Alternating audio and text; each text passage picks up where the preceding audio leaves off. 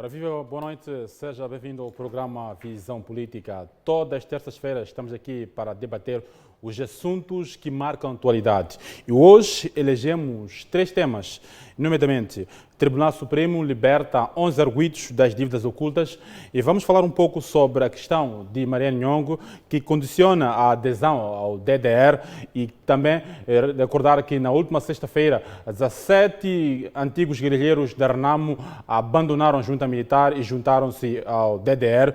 E por fim vamos analisar um pouco sobre a questão dos Estados Unidos da América, que promete sancionar pessoas ou instituições que apoiaram o terrorismo em Cabo Delgado. São esses 3 pontos que nos oferecem a debater o dia de hoje, esta terça-feira, mas antes disso teremos um ponto prévio em relação àquilo que foi o encontro entre a Renamo e a Frelimo, que comprometeram-se a dialogar regularmente no âmbito do processo democrático no país. E para nos ajudar a analisar esses 2 pontos, contamos com a presença de João Colasso, que é analista político, e do outro lado contamos com a presença de Américo Bissi, também, que é analista político, e vão nos ajudar a analisar esses pontos que nos propomos analisar o dia de hoje.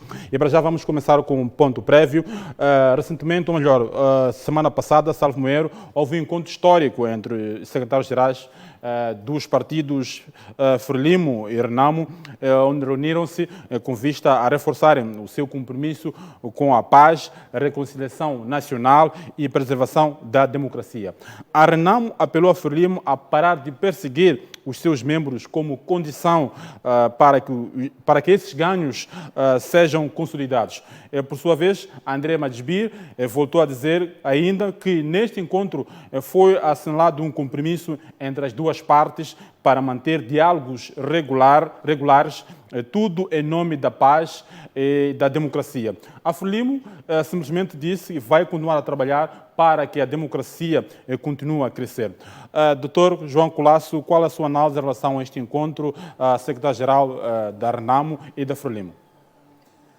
Muito boa noite, obrigado mais uma vez pelo convite. Bem, na verdade, este encontro entre a Frelimo e a Renamo não deixa de chamar a atenção da opinião pública, porque é quase um facto inédito ao longo da nossa história, ou seja, ao longo da nossa história recente, ligada, portanto, à nossa democracia.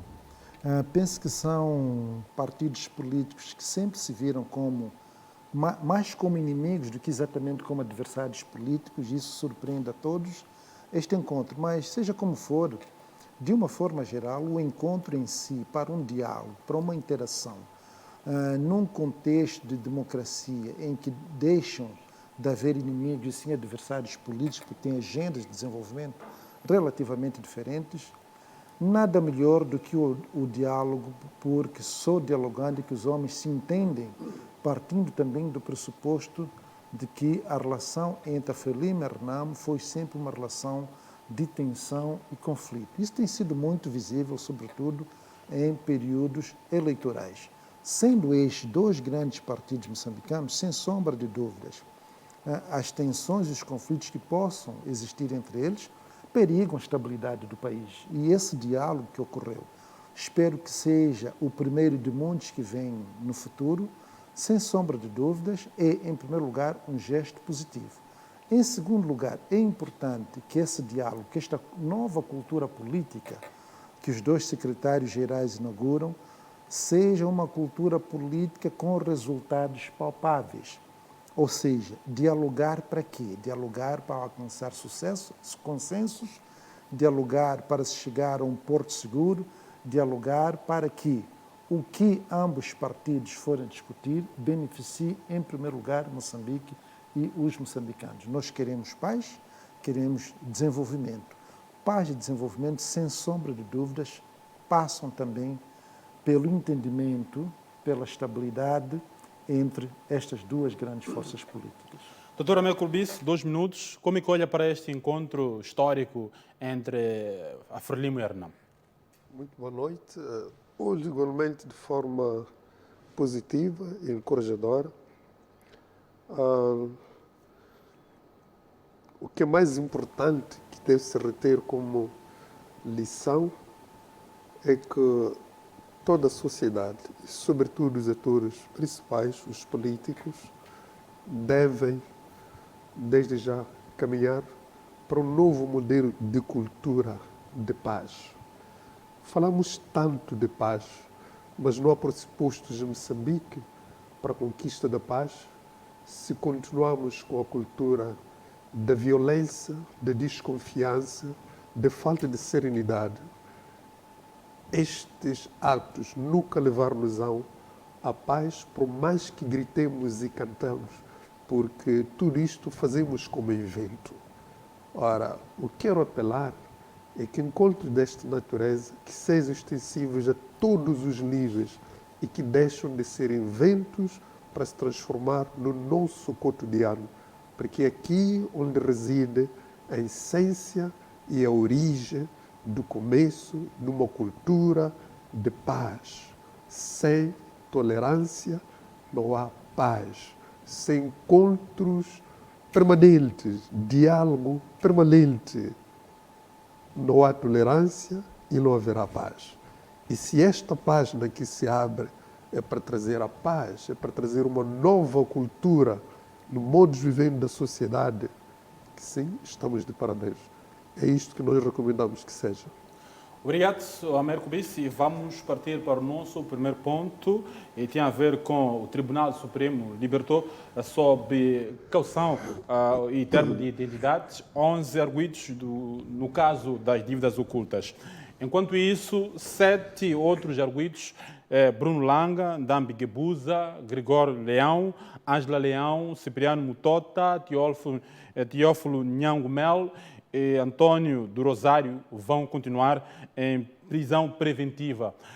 Dr. Colasso, começo consigo. O que aconteceu semana passada, na verdade, fomos surpreendidos por este acórdão do Tribunal Supremo em que libertava 11 arguidos do caso das dívidas ocultas. Como é que avalia esta libertação desses arguidos do caso das dívidas ocultas, tendo em conta uma parte que ainda continua em prisão preventiva? Bem, sem sombra de dúvidas, é um assunto bastante mediático, pela magnitude que a questão das dívidas ocultas em si assume no país e ao nível internacional. Parece-me que o país tem passado os últimos 5 anos numa situação de letargia do ponto de vista de desenvolvimento ou de respostas do governo a programas de desenvolvimento que muito dependiam dos parceiros de cooperação, e essa tem sido uma das condições para se voltar a apoiar Moçambique, que o problema das dívidas ocultas sejam ou possam, portanto, ser resolvidas. Sem sombra de dúvidas que a sociedade moçambicana também está por entender as razões que levaram o Tribunal Supremo a tomar essa decisão. O que eu li não é ainda muito claro sobre porquê dessa diferenciação e como é que pessoas que, por razões que sobejamente conhecemos, estão presas e agora vêm-se em situação de liberdade condicional. E eu quero acreditar que o próprio tribunal tem critérios, eles agem em função das leis que regem no país e a situação destas 11 pessoas que, no meu entender, não fazem necessariamente parte do núcleo duro que tem sido visto acusado como os culpados da dívida oculta, portanto, se colocam. E o que pode estar a acontecer é também a forma como a própria administração da justiça pode estar a gerir esta situação. E a minha pergunta é, será que os prazos para o julgamento destes 11 terá passado e possivelmente eles terão pedido uma possibilidade de revisão ou uma espécie, entre aspas, de habeas corpus para que possam estar em liberdade, e essa liberdade não é definitiva, mas é provisória porque o problema das dívidas ocultas não é ainda um assunto fechado. Isso nós, portanto, estamos ainda por saber. Mas sem sombra de dúvidas que a soltura, ainda que temporário, condicional, por parte desses 11 arguidos, continuam a levantar celeumas por toda a sociedade. O que nos resta agora esperar e fazer é aguardar pelos próximos desenvolvimentos deste mesmo processo, que é para, com muito mais propriedade, possamos discutir e analisar esta questão. Muito bem, Américo Bispo, como é que olha para esta questão? Temos 7 arguidos que continuam detidos. Há essa questão, dizem que esses que continuam detidos são cérebros desta mega fraude que abalou o país após a independência. Como é que olha para esta questão da liberdade? Alguns terem sido concedidos a liberdade sob termo de identidade ou pagamento de caução e outros não. Bom, primeiro, é preciso reconhecer que o Supremo fez o exercício de seus poderes soberanos e isso é de lei. Uma vez o processo tendo dado entrada no Supremo, tinha que ter alguma resposta concreta e esta foi a resposta encontrada pelo Supremo. O que eu vejo na decisão do Supremo foi a reclassificação da responsabilidade dos envolvidos nas dívidas ocultas. Todos eles, um pouco antes do Supremo se pronunciar, nos termos que se pronunciou, aparentemente tinham o mesmo nível de responsabilidade. Aqui devo reconhecer que o trabalho feito pelo Tribunal Supremo pode não ser perceptível da perspectiva social e econômica, porque o país sofreu muito. É preciso dizer que com o advento das dívidas ocultas, do ponto de vista social e econômico, houve muitos prejuízos incalculáveis. Não vamos falar de dinheiro, mas falemos também de vidas humanas que se perderam, que não teremos a ideia de quantas pessoas perderam a vida por falta de uma simples aspirina, por causa do impacto das dívidas ocultas que causou na sociedade moçambicana. Acrescido com, primeiro, o ato dos malfeitores, depois classificado de insurgente, mais tarde terrorismo, isto tornou a vida social mais difícil, não somente diretamente para as populações afetadas, mas para todo o país. Os últimos acontecimentos de Covid-19 vieram igualmente piorar a situação. Mas em todos os casos, nunca devemos nos esquecer do impacto nefasto que vem com as dívidas ocultas. Não vai ser fácil para o cidadão comum perceber a razão da libertação, porque a razão é meramente jurídica e não envolve os outros fatores de ordem social, política e econômica de forma evidente, pelo menos a este nível. Porque se esse fosse o caso, teríamos relatórios que fazem uma apresentação exaustiva dos prejuízos sociais que resultam do impacto negativo das dívidas ocultas, onde todo este grosso das pessoas, incluindo as libertas, neste momento, fazem parte.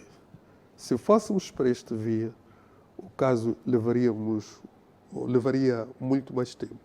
Estamos aqui na perspectiva jurídica e, do ponto de vista jurídico, é aceitável que se faça a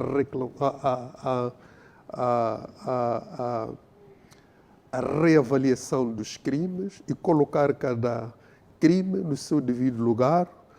Portanto, cada qual ser responsabilizado justamente por aquilo que é a sua comparticipação neste problema que decorre das dívidas ocultas. O que eu sinto que terá sido feito pelo Tribunal Supremo é justamente isso, porque estes que agora estão em liberdade condicional, antes estavam no mesmo pacote da responsabilização que o resto do grupo. Portanto, não havia reclassificação dos crimes. O que se fez foi justamente a reclassificação dos crimes.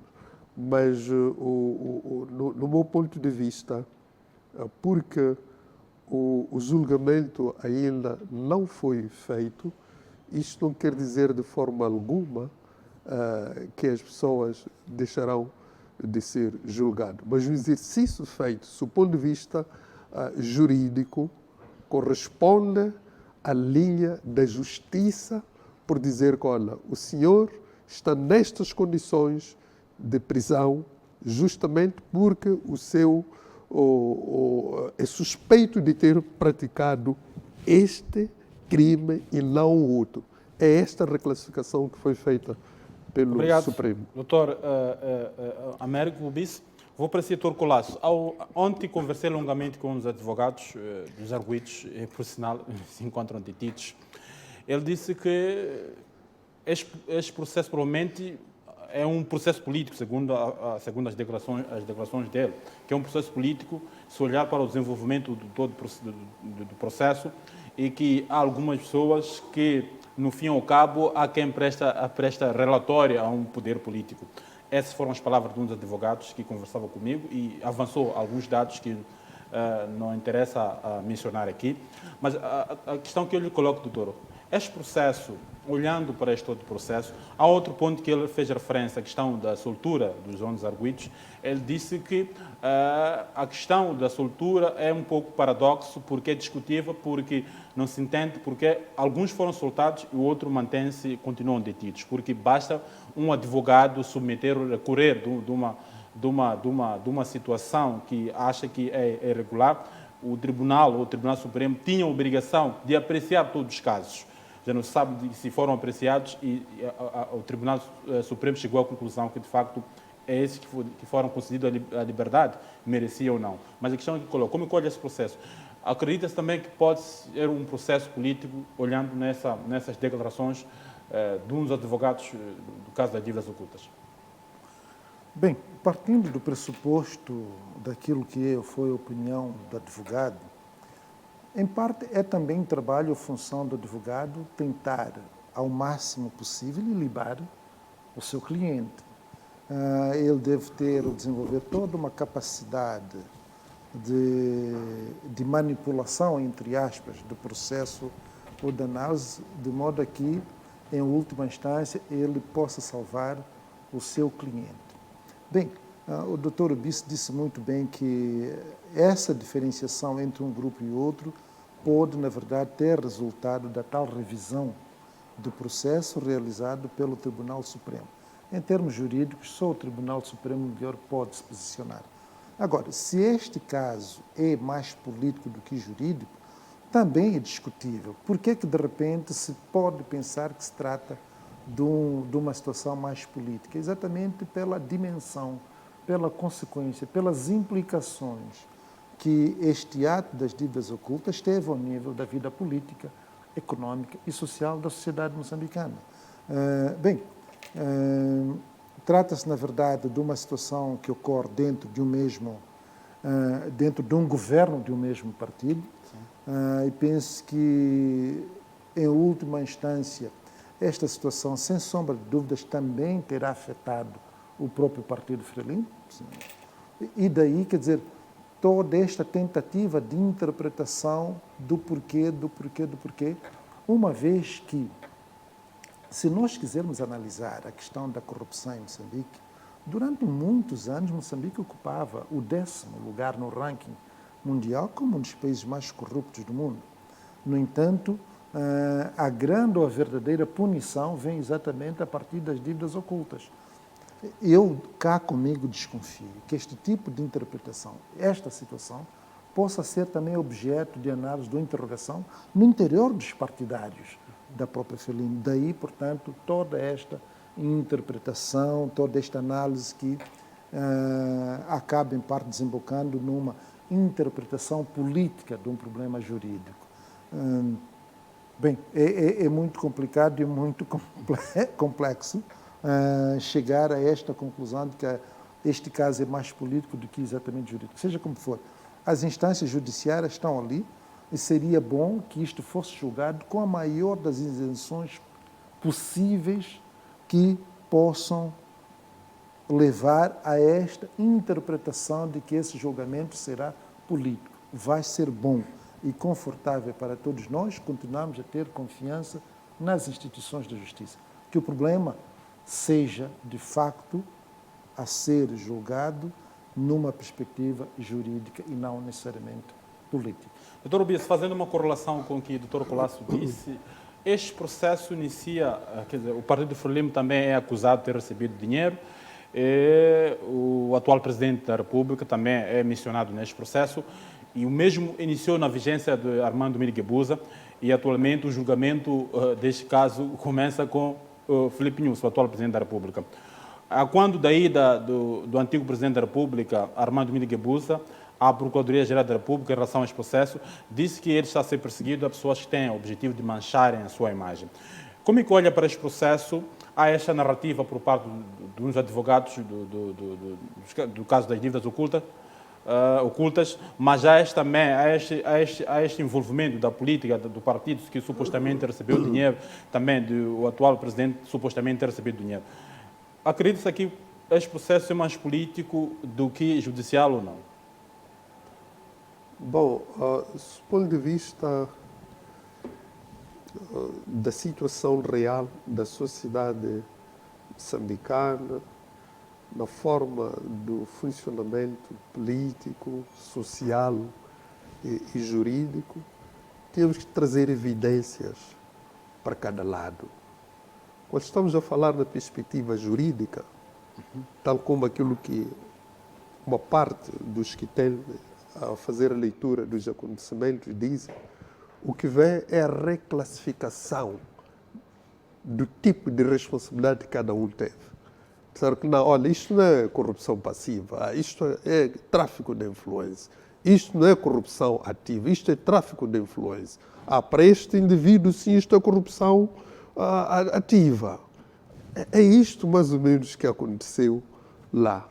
Cada qual recebeu uma nova reclassificação do tipo de responsabilidades que lhe incriminam, que fez com que estivesse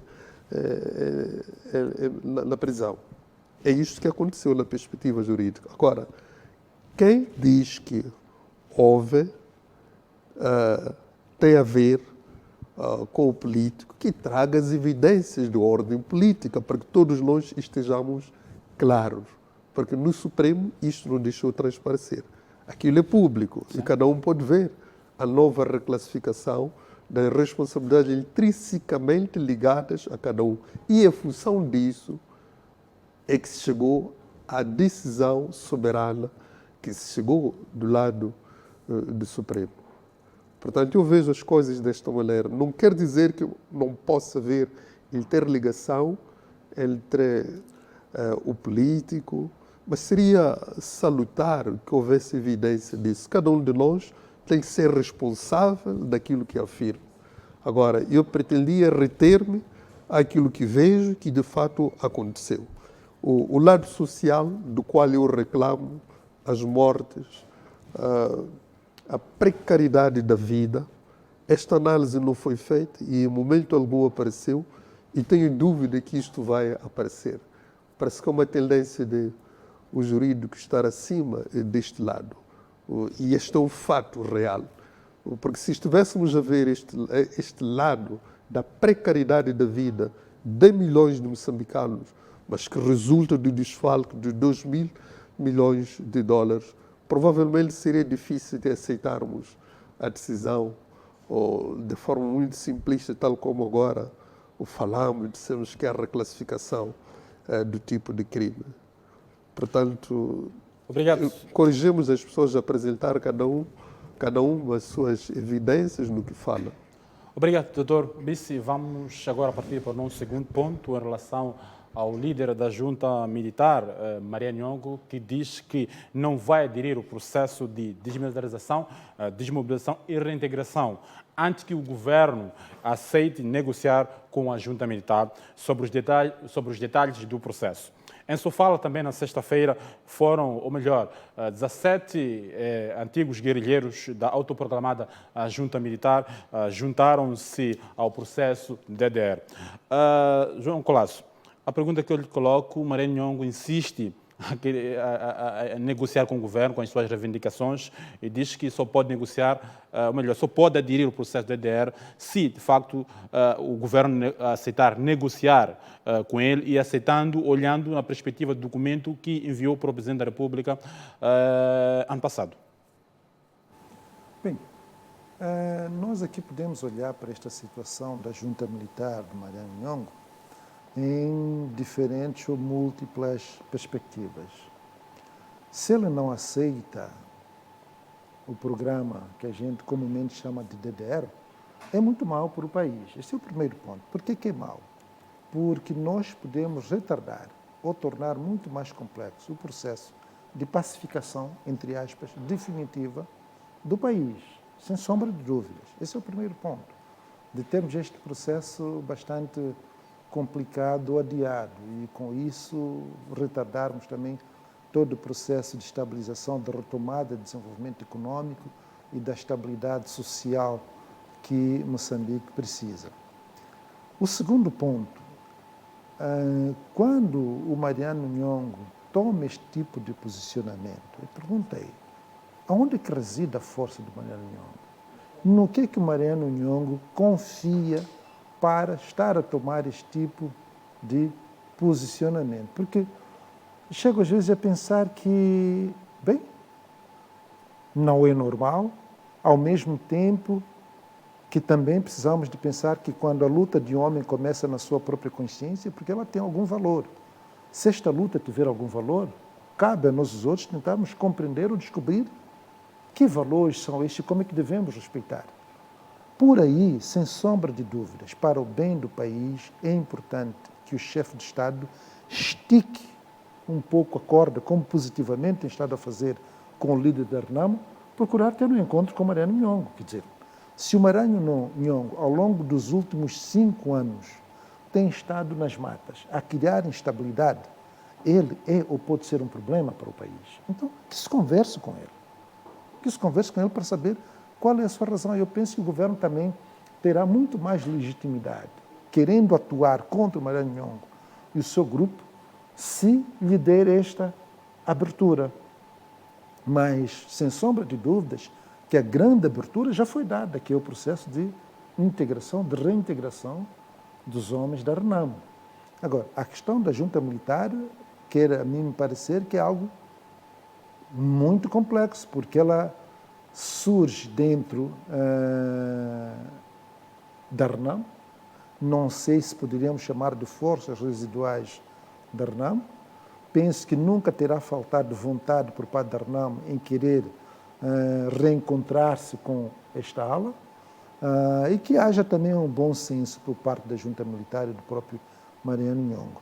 Mas, sem sombra de dúvidas, para mim, o país perde, o processo torna-se mais complexo, podemos adiar uma série de coisas para o desenvolvimento de Moçambique, mas, ao mesmo tempo, não devemos fechar nenhuma porta, nenhuma janela, se a solução última for o diálogo entre o chefe de Estado e o Mariano Nhongo.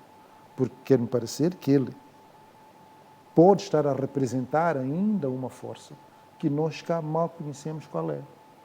Doutor Colasso, não doutor Colasso, mas doutor Américo Bis, como é que olha para este reaparecimento de Mariano Nhongo? Reapareceu semana passada e continua firme com os seus objetivos. Diz que eu, na verdade, não vou aderir ao DDR se o Presidente da República não negociar comigo, ou se o governo não negociar comigo, eu não vou aderir ao DDR. Como é que olha para este posicionamento de Mariano Nhongo? Qual é a saída para podermos ter a paz na zona centro do país? Em primeiro lugar, é preciso reconhecer que quer o Mariano Nhongo, como toda a sociedade moçambicana, não tem a cultura de paz. Então, todos os atores da paz, aqui tem que ficar muito claro, porque todos somos moçambicanos, nós vivemos sempre da desconfiança entre nós, de luta, desde a luta de libertação nacional, a guerra dos 16 anos, a guerra dos 18 anos, e esta guerra, terrorismo, etc., a junta militar, isto nunca foi paz. Ora, num processo que nunca houve paz, mas há atores que têm a consciência de que a paz é tão importante, é relevante, é uma condição sine qua non para o desenvolvimento. Estes atores têm que fazer o esforço para autoeducar quem está muito lento na assimilação desta nova forma de ser para que o país, de fato, ganhe o rumo do desenvolvimento. Cabe a todos nós, sociedades, os grandes atores políticos, e aqui temos a sorte, porque os últimos desenvolvimentos são salutares. O presidente Suf Mahamat aceita que todos os que fazem parte da junta militar são efetivamente da Renamo, que em algum momento entraram em algum desentendimento, mas que são efetivamente da Renamo. Este reconhecimento é muito bom, porque é a base para que se fale com aqueles que de fato fazem parte desta formação política e para que se retrate das decisões que estão tomando. Mas também, ao nível do chefe do Estado, havemos de ver que parte dos membros da junta militar, sobretudo aqueles que decidiram aderir ao processo de DDR, foram aceites, sem represálias. Ora, se o Mariano Nhongo diz que a condição para aceitar entrar no DDR é que se considere o que está na carta. Mas também eu não vejo grande problema em ver o que está na carta e sentar com a pessoa e dizer à pessoa que, olha, sim senhor, este e aquele ponto, até podem ser muitos, até podem ser todos. Não são pontos ideais. Não seria bom redesenharmos um novo quadro do xadrez para termos negociações que são vantajosas para todos nós? Fazer isto é justamente negociar. E provavelmente mesmo Mariano Nhongo deixaria de ter a sua ideia presa à primeira carta que enviou. Agora falaria provavelmente a partir do encontro que houve e que fizeram a revisão da carta e viram que aquilo que é praticável e aquilo que não é praticável.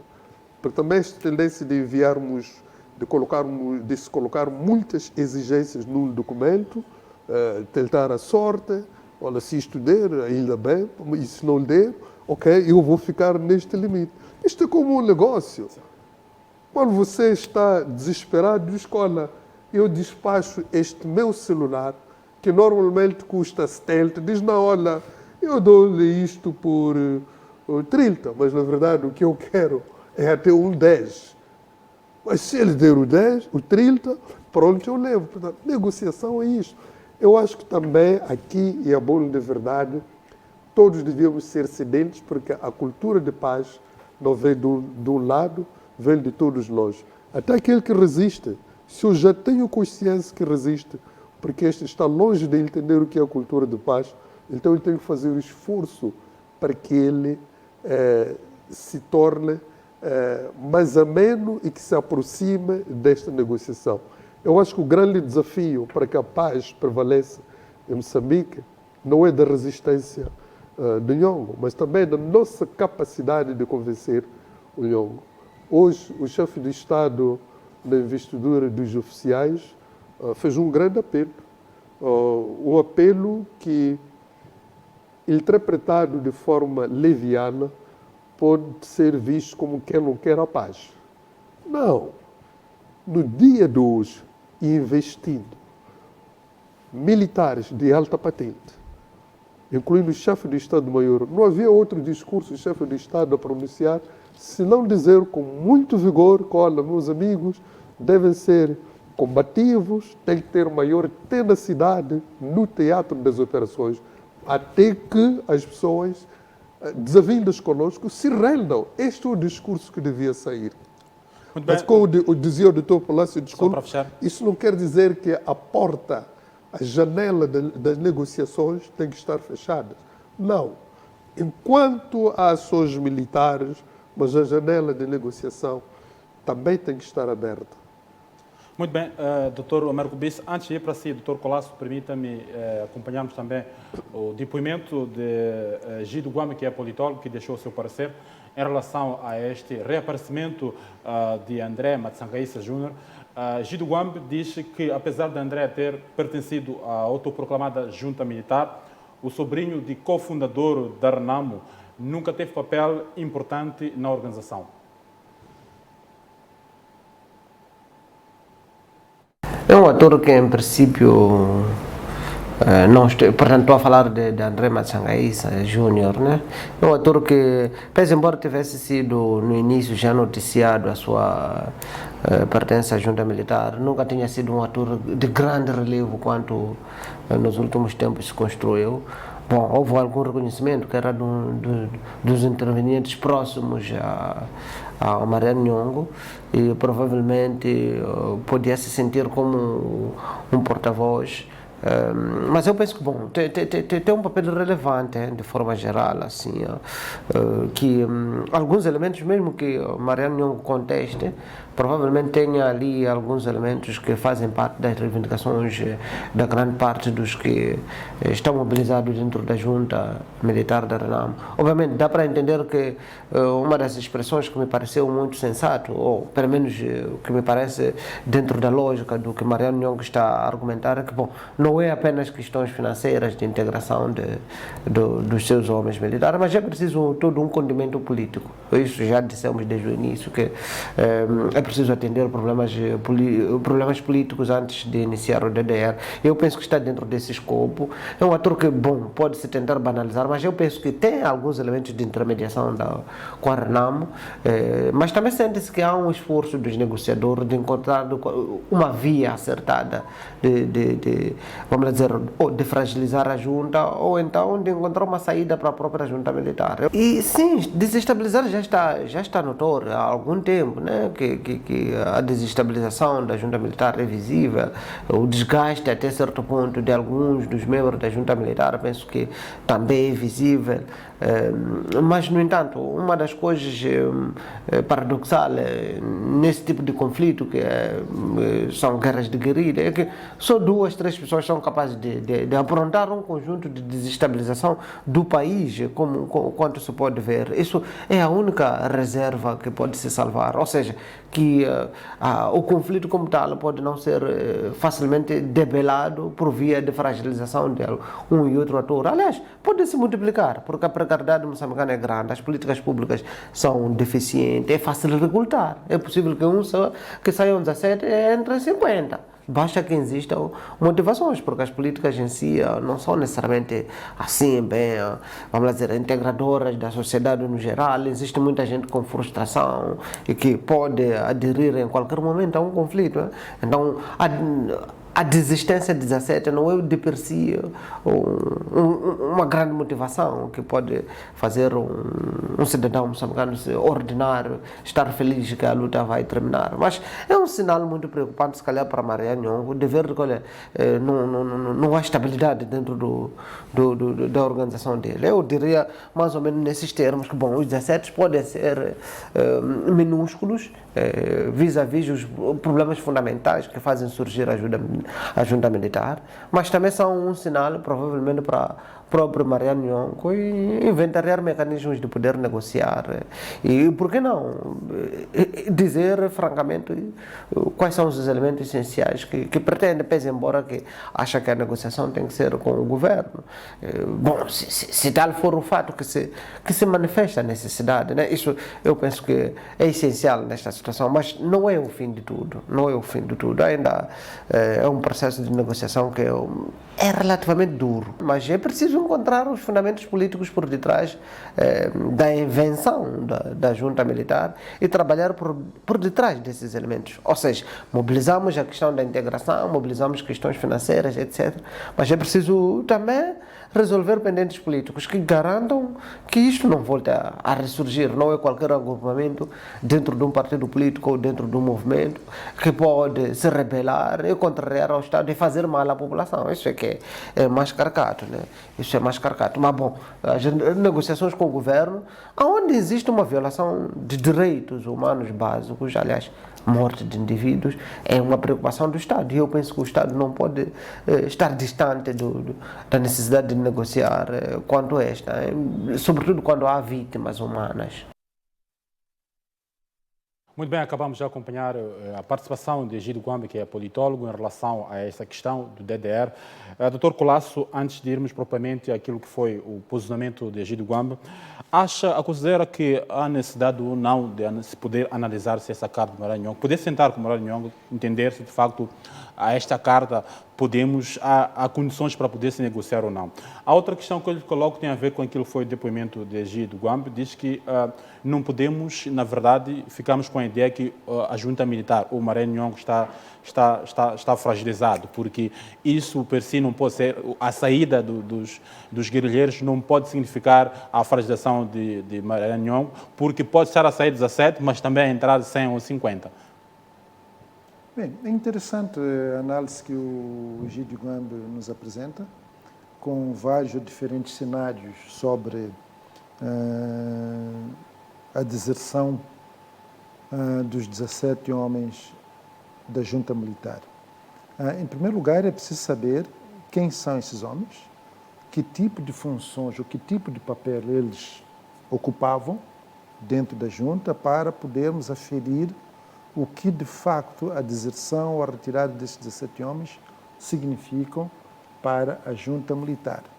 Se esses homens forem, na verdade, homens de grande relevância do ponto de vista da estratégia militar, sobretudo, embora um pouco política da junta, sem sombra de dúvidas que isso pode representar uma fragilidade, inclusive até simbolizar que os dias do Mariano Nhongo nas matas pode estar no fim, porque dependendo de quem eles são, o papel que eles desempenham. Agora, por outro lado, é verdade aquilo que o Egídio disse, por uma razão muito simples. Ele apontou, e eu acho que muito bem, que as nossas políticas públicas são frágeis, os nossos planos de desenvolvimento não chegam à grande maioria da população moçambicana, o que significa que esta grande maioria continua em situação de muito sofrimento, de muita pobreza e de grande vulnerabilidade. E, em função disso, tornarem-se presas fáceis do ponto de vista de recrutamento para engrossar as fileiras da junta. E há um outro fator também extremamente interessante nisto, que eu gostaria de... Tenho falado, e é verdade aquilo que o Dr. Ubice disse. Nós somos uma sociedade que, ao longo de toda a nossa história como Moçambique, tivemos paz apenas 2 anos, se incluirmos o período colonial como um período de instabilidade, dada a violência que o próprio contexto colonial em si encerra. Eu, particularmente, faço parte de uma geração sofrida, né? Nasci em tempo de guerra, embora com um motivo muito plausível, que era a nossa independência, não está aqui posto em causa, mas tempos depois entramos, enfim, estamos sempre num ciclo de violência. E de lá dificilmente temos conseguido sair. O que vem a ser os nossos processos de integração? Aqui é exatamente desta relação as forças governamentais e as forças da RENAMO. Quer dizer, não é o primeiro, nem o segundo, nem o terceiro acordo de paz que o governo moçambicano assina com a RENAMO. E um dos problemas exatamente residiu na questão, na minha opinião, do modelo de integração.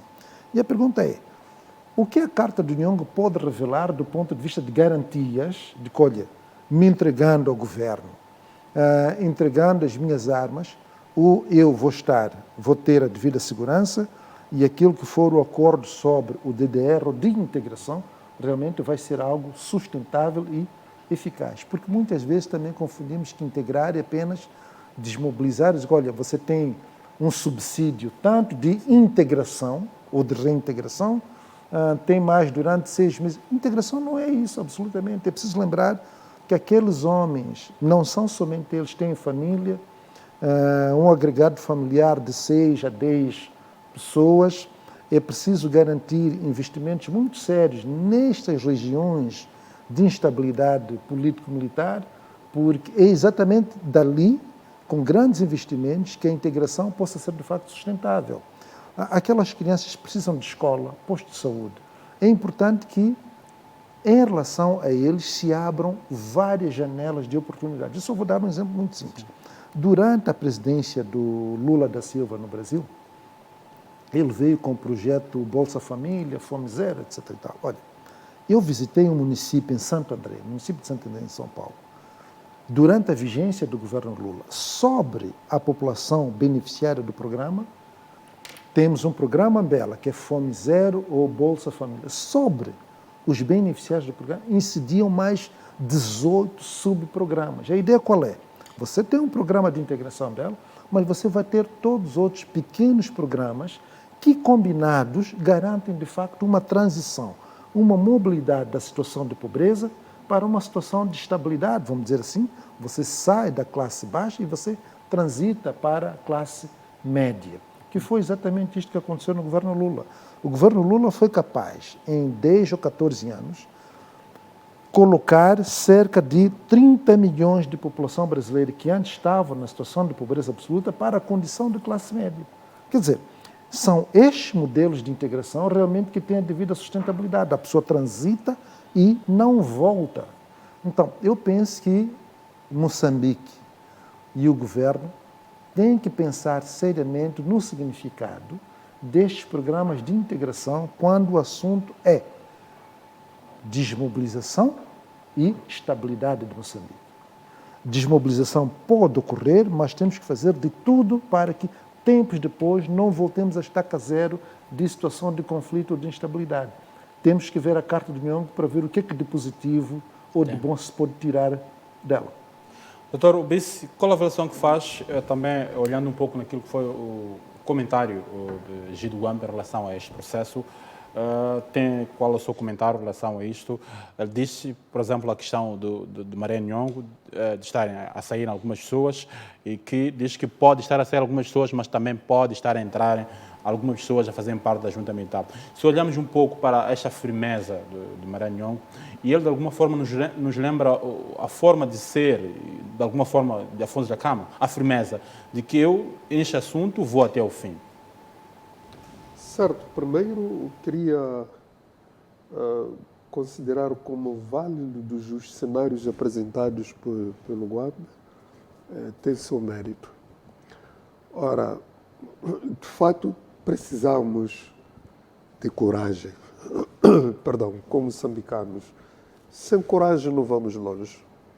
Nós, os analistas políticos, também precisamos de ser corajosos nas nossas análises e colocá-las de forma transparente e isenta de qualquer tendência política, por de forma crua a análise. Fica triste que agora tenhamos que entrar no debate carta, não carta. A carta foi enviada, foi recebida por questões de ética e profissionalismo. Leva-se a carta e responde-se. Não pode receber a carta, né, um governo sério, e o nosso é, e ficar com a carta. Depois começamos a discutir carta, não carta. Não, não fica bem. Do ponto de vista da ética e do profissionalismo, vistos na perspectiva pura. A carta tem que ter resposta. Esta coisa do desprezo para com o próximo, o que é aquilo, não é bom, mesmo que não seja nada, mas responda. É isto que nós aprendemos quando recebemos alguma correspondência. Temos que dar vida a esta correspondência. A única forma de dar vida à correspondência é receber isto, tenho disponibilidade para o encontro, olha, não tenho, olha, podemos agendar isto para o período Y ou Z. Porque agora vamos começar a falar de carta, não fica bem. Esta é a primeira observação que gostaria de deixar claro. Ora, na guerrilha, como no exército, só o desaparecimento de um guerrilheiro que não se sabe onde é que está, eles ficam a mudar das posições. Porque sabem que provavelmente já virá como um capturado e vai indicar para onde é que eles andam. Portanto, não deve ser linear dizer porque houve isto, então há de haver isto. Isto é contrário à cultura de paz. Quer dizer, continuamos a alimentar que é apenas pela via bélica que nós acabamos com isso. Isto não é paz. Estamos já cada vez mais a criar sementes de resistência para entrarmos no processo de pacificação. Nós vemos, e eu vejo a coerção como forma de obrigar alguém, mas sem necessariamente ter que dizer que a porta negocial tem que estar fechada. Se a lógica for essa de que, olha, saíram 17, não vamos a lado algum. Porque, e qual é a estatística que do outro lado ocorre? Ninguém sabe. E a paz verdadeira não se constrói a partir de um ato. Tem que ser vários atos e implementados de forma holística. No meio da pobreza, não é possível haver paz. Olha, esta abordagem que se tem de que saíram 17, e se chega onde tem muitos jovens desempregados, olha, vocês não querem entrar no processo DDR, quem diz isso é a equipe de Nhongo, diz que queremos, olha, então venham ter comigo, daqui a nada vamos entrar no DDR. Quer dizer, isso é uma porta para... Não deve ser para esta via. Também, do ponto de vista estratégico, me parece que é mais lógico encetar uma negociação com o Nhongo, que esta negociação, e na voz dele, pelo menos até agora, parece que é a única voz credível e autorizada para fazer o calar das armas dentro da junta militar. Víamos o André Matsangaíça, quando falávamos, até chegou a ser confundido como enviado de Nhongo nas análises que eram feitas. Mas parece que a coisa não é assim. Então, onde que está a voz credível? Por que não se vai na voz credível? Porque é aqui onde está o cerne da questão. Também quando se negocia com quem não tem poder, não tem legitimidade para isso dentro da sua organização, as coisas não vão além. Será que não se sabe que Nhongo é quem tem legitimidade dentro da junta? Que se fale com Nhongo. Ele fala de uma carta, que se responde à carta do Nhongo. Não para a satisfação total e completa do que ele pede, mas uma questão de ética do cidadão que mandou uma carta. E também seria interessante ver essa carta. Esta carta, de fato, foi num período de intensa luta. Quando foi enviada tal carta? Foi uma carta enviada antes do começo da luta. O que aconteceu efetivamente? Tudo isto não sabemos. Portanto, aqui já há guerra porque há uma carta que não foi respondida. É justo isso para o povo. Há guerra porque há uma carta que não foi respondida. Vamos continuar com este tipo de... Eu acho que isto não nos leva a lado algum. Obrigado, Dr. Américo Bice. Dr. Colasso, antes de ir para si, vamos acompanhar um pouco aquilo também, que é o posicionamento de Frei Menhessa, que é professor universitário e politólogo, a residir na cidade da Beira. Diz que a saída de João Machava e Paulo Grande e André Matsangaíça pode ser uma tentativa de isolar Maré Nhongo, mas também isso pode não resolver o problema da junta militar. Em relação ao abandono do jovem André Matsangaíça Júnior da junta militar e a sua entrega às forças governamentais e o sucessivo pronunciamento de Maria Nhongo a esse respeito, eu gostaria, em primeiro lugar, de convidar-vos a irmos até as origens da junta militar. Para melhor compreensão deste problema, acho necessário e útil recordarmos as origens da junta militar. A junta militar nasce num contexto de luta de sucessão. Já quando Afonso da Gama estava vivo, se insistia na questão da preparação de um seu sucessor. E ele dizia que Arnamo era um partido, e era um partido popular, portanto não era um partido pessoal dele, e ele não precisava de preparar ninguém para a sua sucessão. Que o partido, uma vez ele não existente, o partido era responsável por encontrar um sucessor. Mas todos nós sabemos que quando veio a falecer, a morrer este líder da Renamo, de fato surgiram problemas de lutas de sucessão. O Fusso Mamadou, o atual presidente da Renamo, foi eleito num contexto de contendas e de conflitos, portanto, de luta de sucessão dentro da Renamo.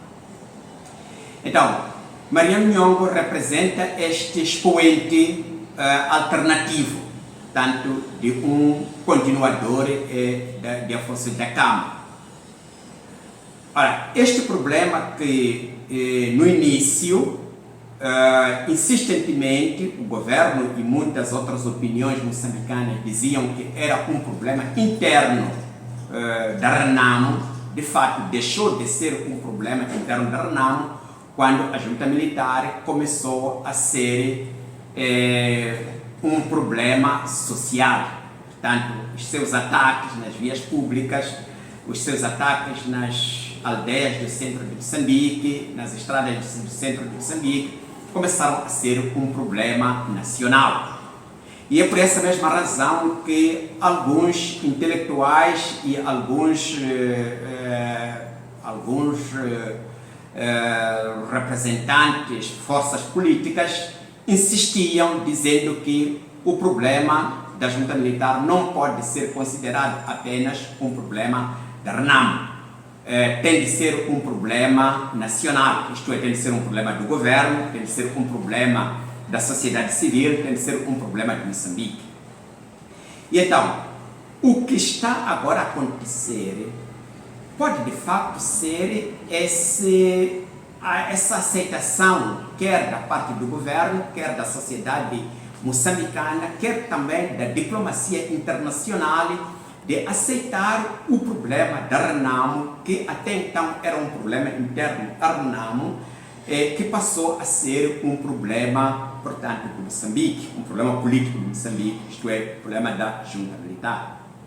Ora, esta saída ou este abandono, quer de André Matsanguesa Júnior, quer de João Machava, em novembro do ano passado, quer de Paulo Felipe, em fevereiro ainda deste ano, portanto, daqueles que estavam muito próximos de Mariano Nhongo, pode sim representar a diplomacia. Por um lado, pode representar a diplomacia internacional.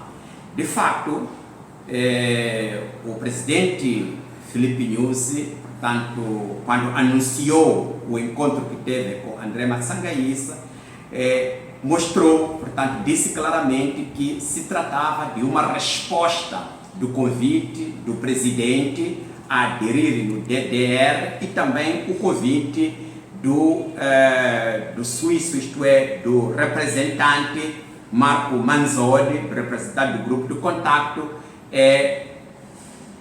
na sua integração às Forças Armadas ou na sua integração ao processo de paz em Moçambique. Então, o que isso significa? Significa que, por um lado, a saída tanto de André Matsanguesa como também dos outros que estão a sair da junta militar pode, de fato, representar esta ação diplomática. Isto é, a ação diplomática, neste caso, pode ser uma tentativa de isolar Mariano Nhongo para depois encontrar-se uma forma até de estabelecer um diálogo com o próprio Mariano Nhongo. Por outro lado, pode ser também a iniciativa do próprio governo. Isto é, o governo de Moçambique pode estar a fazer uma guerra, a fazer, portanto, um combate contra a junta militar. Mas um combate, neste caso, que não se limita apenas à dimensão armada, mas também, de alguma forma, uma dimensão, se queremos, podemos dizer, uma dimensão psicológica. Isto é, criar modos de retirar as pessoas que dão segurança, que dão confiança a Mariano Nhongo antes de estabelecer um diálogo com ele. Não está dito que o governo afastou por completo ou totalmente a possibilidade de estabelecer um diálogo direto com Mariano Nhongo.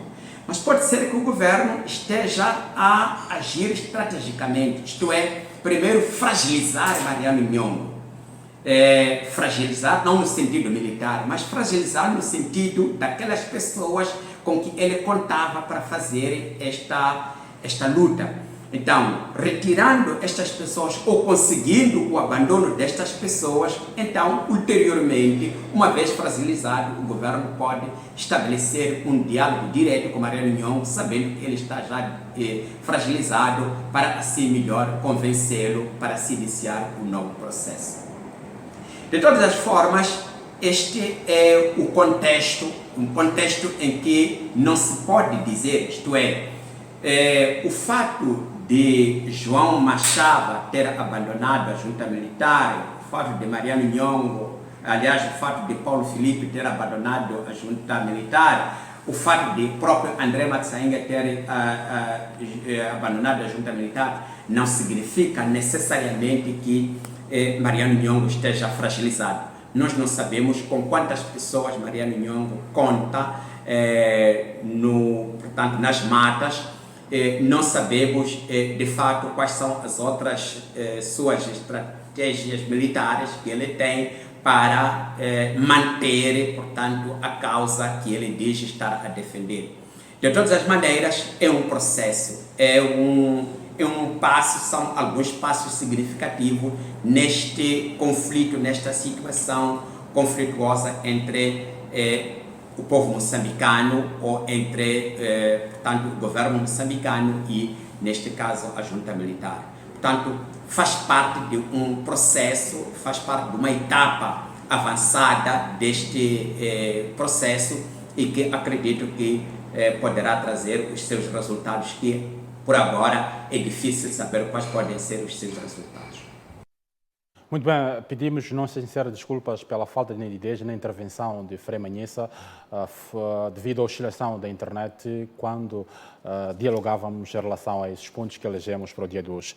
Dr. Colasso, mesmo para fechar em relação a este ponto, se tem algum comentário em relação àquilo que foi o parecer da intervenção de Frei Manhissa e também, olhando um pouco aquilo que foi o aparecimento de André Matsangaíssa Júnior, apareceu, como disse o Dr. Romero Kubisi, como uma espécie de porta-voz que era um mensageiro da junta militar, que chegou a sugerir algum modelo para acabar com a junta militar. Como que analisa essa questão, só mesmo para fechar em relação a este ponto?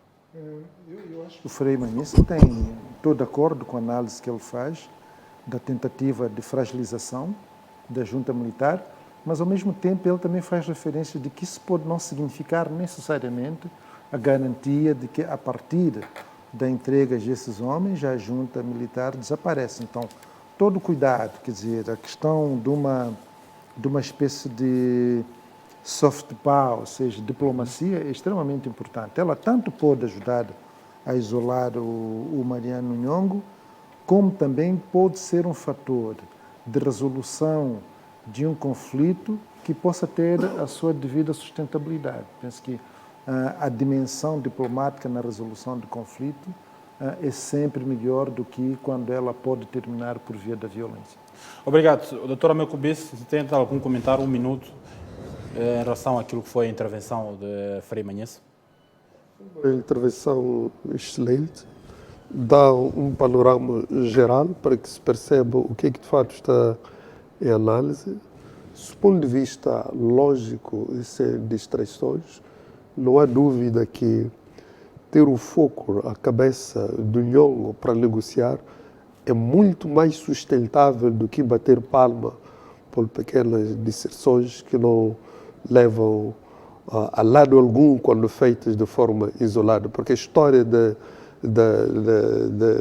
luta armada também indicou isso. Houve muitas pessoas que deixaram de fazer parte da Frente de Libertação de Moçambique, mas não quer dizer com isto que a guerra continuou até que tivéssemos a independência. Ora, para limitar a ação da junta militar, tem que haver aqui coragem de haver um diálogo com o Nhongo, porque ele é justamente um cidadão moçambicano, e a partir da voz do Nhongo, eu estou certo que todos aqueles que são parte da junta militar deixarão de ter as ações que neste momento têm tido. Obrigado, Dr. Américo Bissi. Partimos para o nosso último tema. Estados Unidos da América promete sancionar pessoas ou instituições que apoiaram o terrorismo em Cabo Delgado. Os Estados Unidos da América avisa que é crime fornecer apoio material ou recursos aos grupos terroristas que atuam em Moçambique e na República Democrática do Congo. De recordar que os Estados Unidos da América, a partir de hoje, iniciou uma formação às Forças de Defesa e Segurança no âmbito do combate ao terrorismo em Cabo Delgado. Doutor Colasso, como é que olha para esta iniciativa dos Estados Unidos estar a apoiar Moçambique no combate ao terrorismo em Cabo Delgado? Acredita que esta intervenção dos Estados Unidos possa produzir efeitos para, de facto, acabarmos com o terrorismo em Cabo Delgado ou não? Bem, se vamos acabar com o terrorismo em Cabo Delgado ou não, com a insurgência em Cabo Delgado ou não, isso é discutível, não tenho tanta certeza disso, mas eu penso que, nesse momento, havendo um conflito que põe em causa a estabilidade de Moçambique, põe em causa a possibilidade de exploração de um recurso tão estratégico como o gás ou o petróleo, e ela tem implicações do ponto de vista do nosso desenvolvimento, sem sombra de dúvidas que o governo moçambicano, ganha um importante aliado nesta luta, que são os Estados Unidos da América. Por que eu digo que ganha um importante aliado? Primeiro, estamos a falar da maior potência econômica e militar do mundo, com grandes recursos, e que esses recursos podem fazer toda a diferença do ponto de vista do combate aos insurgentes em Cabo Delgado.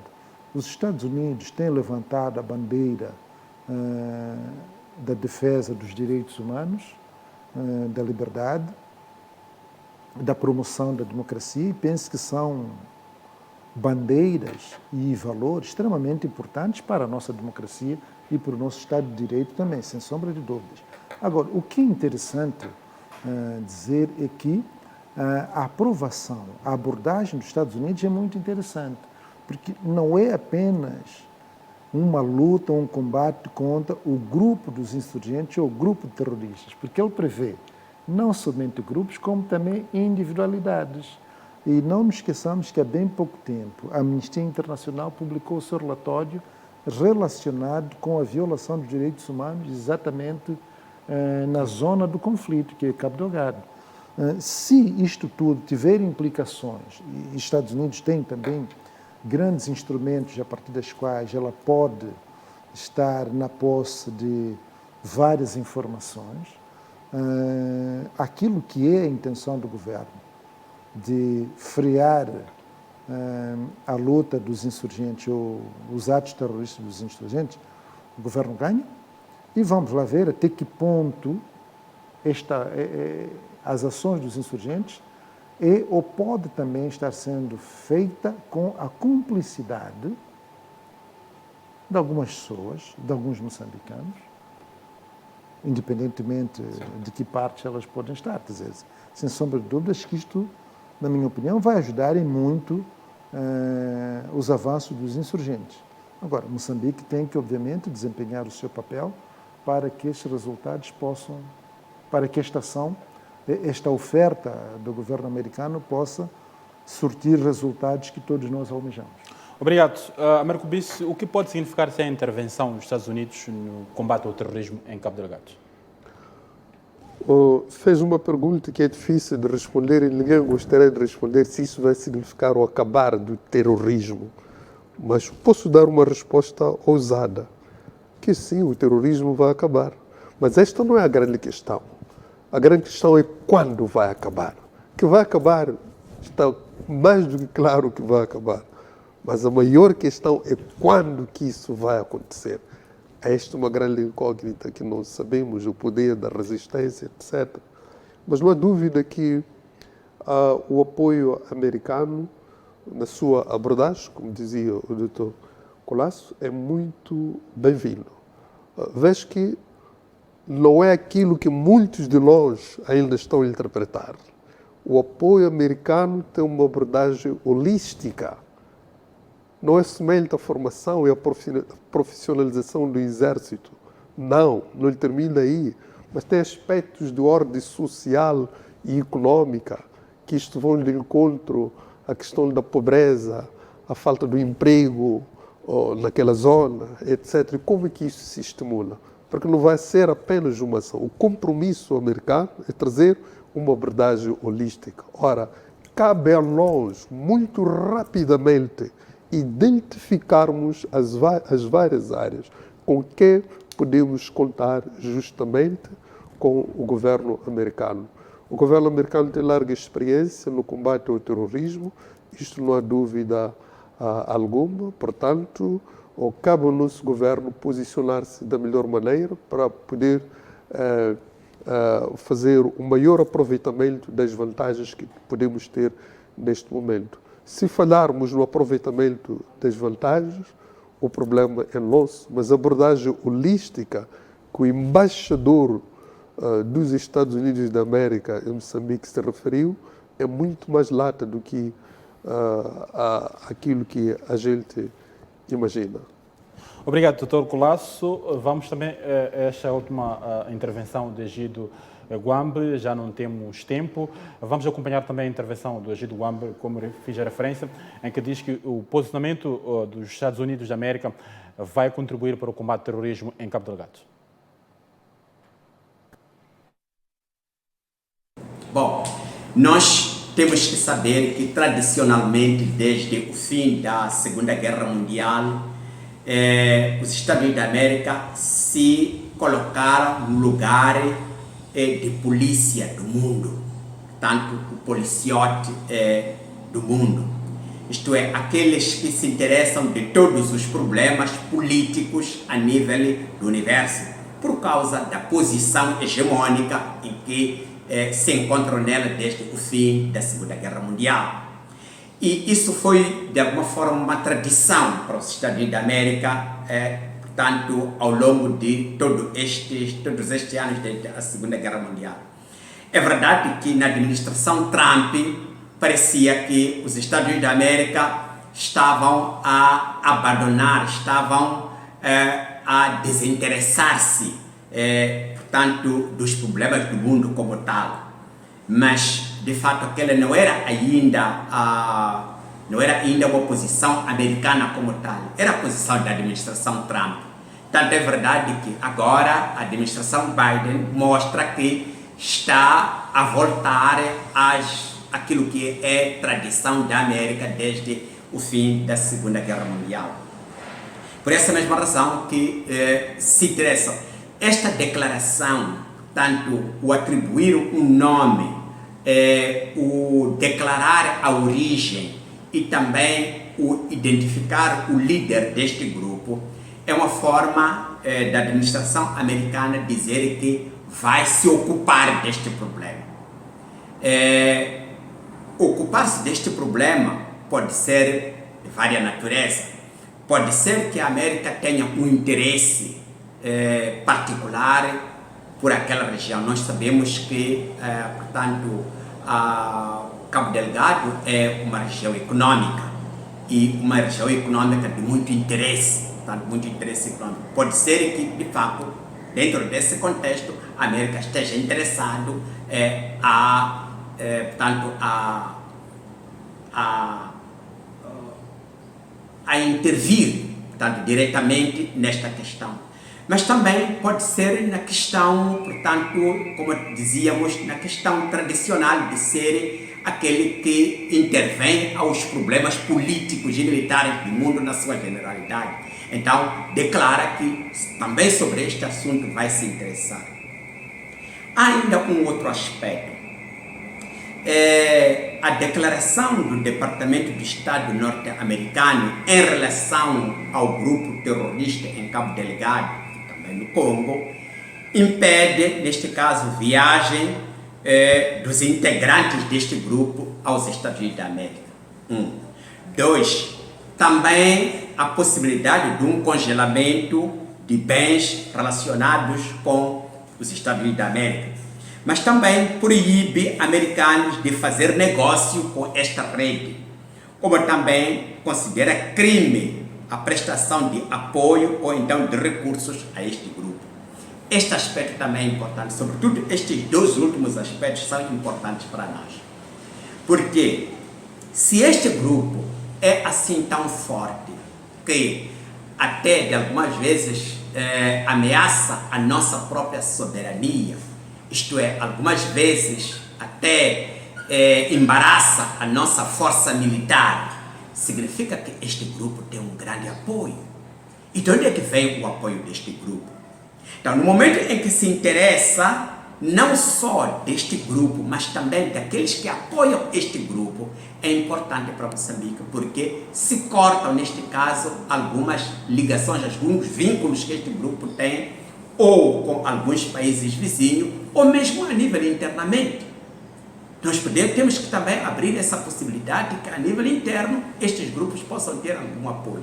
Então, no momento em que a atenção em relação a este grupo abrange também aqueles com quem este grupo negocia ou aqueles com quem, portanto, de quem este grupo recebe qualquer prestação de apoio ou então de recursos. Então, nessa altura, significa que o circo em relação a este grupo está cada vez mais a apertar-se. Então, isto pode ser uma boa notícia para Moçambique.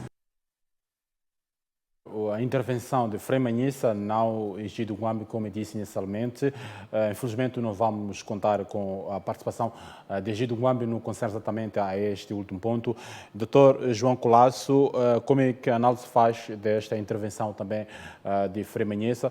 Tem 2 minutos, estamos mesmo em cima da hora. Foi uma boa intervenção, uma análise muito bem feita em relação às implicações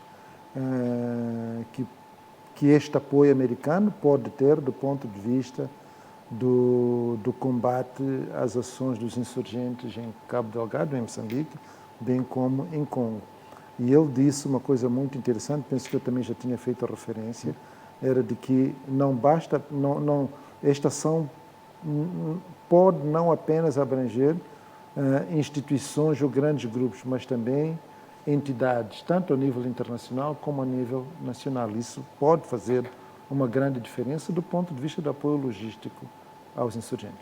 Doutor Mercubis, 2 minutos também em relação... Normalmente tem havido resistência para dar mérito ao governo e Estado, mas aqui temos que dizer de forma clara, e isso tem que ser compreendido por todos, o maior mérito, apesar de tardio, é mesmo do governo e do Estado moçambicano que decidiu definitivamente de classificar as ações que estão tendo lugar em Cabo Delgado como sendo terroristas. Esta foi a porta aberta para a vinda dos apoios internacionais, porque o terrorismo é um mal internacional.